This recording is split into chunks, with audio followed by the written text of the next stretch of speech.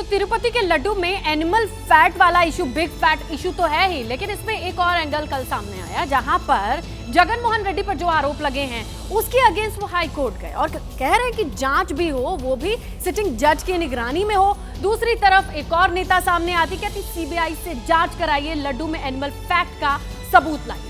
नमस्कार, मैं आपका सत्य सिंह। सिद्ध चिकित्सा पद्धति विश्व के लिए भारत का अद्भुत वरदान है। बिना मेडिसिन, बिना ऑपरेशन के कई बीमारियों का चिकित्सा सिद्ध शास्त्र के द्वारा संभव है। तिरुपति के प्रसाद में जानवरों की चर्बी का विवाद इस कदर गर्मा गया है कि प्रोटेस्ट होने लगे हैं। प्रसाद विवाद पर जगन मोहन रेड्डी की party YSR Congress high court पहुंच गई। याचिका में अपील की गई कि सीएम चंद्रबाबू नायडू के दावों की जांच हो। जांच के लिए हाईकोर्ट की कमेटी बनाई जाए। मामले की जांच मौजूदा जज की निगरानी में हो। भरोसा करना बहुत सीरियस इशू है, इसके ऊपर पूरा इंक्वायरी होना चाहिए। इस विवाद के बहाने पॉलिटिकल स्कोर सेट करने का काम भी चल रहा है। राहुल गांधी ने सोशल मीडिया पर पोस्ट करके कहा है कि ये मामला बेहद गंभीर है। ये देश दुनिया के करोड़ों लोगों की आस्था से जुड़ा मामला है। इस मामले की गंभीरता से जांच होनी चाहिए। हमारी आस्था के साथ भारी खिलवाड़ हुआ है। एक लैब टेस्ट की रिपोर्ट आप सार्वजनिक कर देते हैं और चुप हो जाते हैं। हमें नाम चाहिए, पूरे डिटेल्स चाहिए, किसने किया, कैसे किया, कब किया। पिछली सरकार के समय में टीटीडी बोर्ड में अन्य धर्मों के लोगों को और नास्तिकों को नियुक्त किया गया है। और आपको पता होगा कि कल ओडिशा के भुवनेश्वर से थाने में आर्मी ऑफिसर के मंगेतर के साथ जो कुछ हुआ, उसे लेकर के आम से खास हर कोई स्तब्ध है। चौंकाने वाला वाकया था जिस तरीके से उन्होंने अपनी बातें सामने रखी। लेकिन इस पर आज पॉलिटिकल अपडेट ये है कि बीजेडी वहां पे राजभवन तक मार्च करेगी और जवाब मांगेगी सरकार से। भुवनेश्वर में सेना के अफसर और उनकी मंगेतर से मारपीट और मंगेतर के कथित यौन उत्पीड़न मामले ने सियासी तूल पकड़ लिया है। बीजेडी भुवनेश्वर में राजभवन के सामने प्रोटेस्ट करने जा रही है। पूर्व सीएम नवीन पटनायक ने इस मामले की न्यायिक जांच की मांग उठाई है। We demand a full judicial inquiry into this matter and action must be taken very quickly. Rahul Gandhi ने इस मामले को लेकर ओडिशा सरकार को घेरा है। पोस्ट में कहा है, ओडिशा में घटित भयंकर घटना ने देश की कानून व्यवस्था पर गंभीर सवाल खड़े कर दिए हैं। पुलिस से मदद मांगने गए एक सेना अधिकारी को बेरहमी से पीटा गया। उनकी मंगेतर को कस्टडी में उत्पीड़ित किया गया। ये घृणित घटना पूरी मानवता को शर्मसार करने वाली है। ये ओडिशा में हो रहा है, उस ओडिशा में जहां आज भाजपा की सरकार के 100 दिन पूरे हुए हैं। नरेंद्र मोदी 17 तारीख को ओडिशा जाकर महिला सशक्तिकरण की, महिला सुरक्षा की बातें करते हैं। और देखिए, एक मल्टीपर्पज वाटर प्रोजेक्ट है डीवीसी, इसे लेकर के ममता बनर्जी ने पीएम मोदी को चिट्ठी लिखी है। उनका कहना यह है कि इसकी वजह से बाढ़ की स्थिति आ रही है। झारखंड वाला जो बॉर्डर है इसे सील कर दिया है और उसकी बानगी ये देखने को मिली कि हजारों ट्रक सीमा पे फंसे रहे, उन्हें एंट्री नहीं मिली। पश्चिम बंगाल के सीएम ममता बनर्जी ने 4 जगहों पर पश्चिम बंगाल झारखंड के बीच के बॉर्डर को 3 दिन के लिए सील कर दिया है।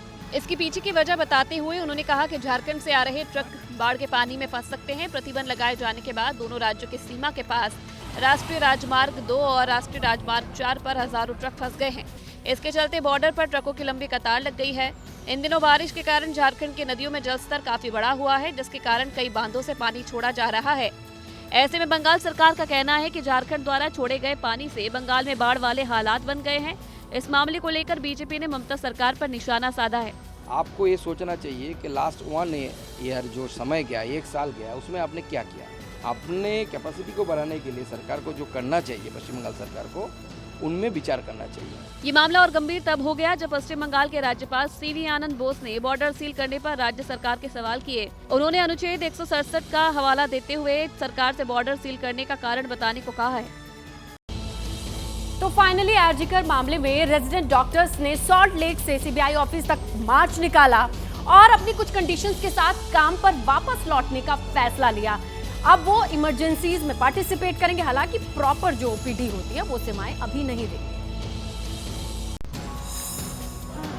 लेडी जूनियर डॉक्टर रेप और मर्डर केस में इंसाफ की मांग कर रहे जूनियर डॉक्टर्स ने सॉल्ट लेक के स्वास्थ्य भवन में सीजीओ कॉम्प्लेक्स के सीबीआई ऑफिस तक मार्च निकाला। मार्च में हजारों की तादाद में जूनियर डॉक्टर शामिल हुए। इस मार्च के साथ ही 42 दिन से चल रही जूनियर डॉक्टर्स की हड़ताल खत्म हो गई है।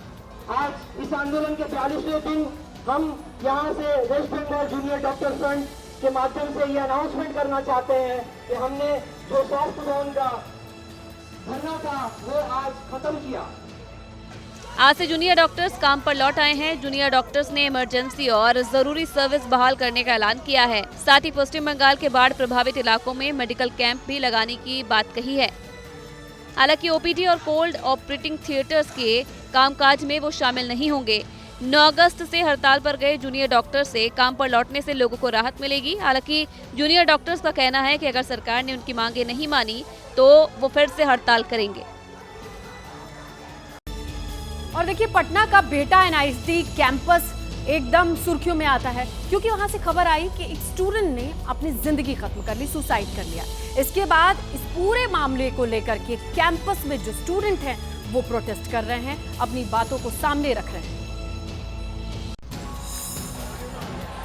पटना से सटी बिहटा के सिकंदरपुर में निर्माणाधीन एनआईटी कैंपस में बने गर्ल्स हॉस्टल में एक छात्रा ने खुदकुशी कर ली। छात्रा आंध्र प्रदेश की रहने वाली थी जो 2nd ईयर की छात्रा थी। आत्महत्या की जानकारी मिलते ही कैंपस में रह रहे छात्राओं को जानकारी इसकी मिली, जिसके बाद हंगामा बढ़ गया। हंगामे की सूचना मिलते ही पुलिस भी मौके पर पहुंच गई और हालात संभालने की कोशिश की। पुलिस को सूचना प्राप्त हुई कि बिहटा में एनआईटी कैंपस हॉस्टल में एक विद्यार्थी द्वारा सुसाइड किया गया है।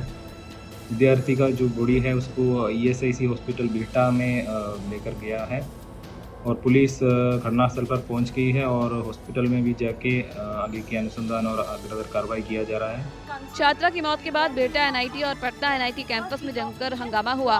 बिहटा एनआईटी कैंपस में रह रहे छात्रों का आरोप है कि बिहटा एनआईटी कैंपस अभी तक पूरी तरह से बना भी नहीं है और वहां स्टूडेंट्स को रखा जा रहा है। पढ़ाई में भी काफी दिक्कतें आ रही है। यहाँ तक कि गर्ल्स हॉस्टल में अभी भी मजदूर काम कर रहे हैं।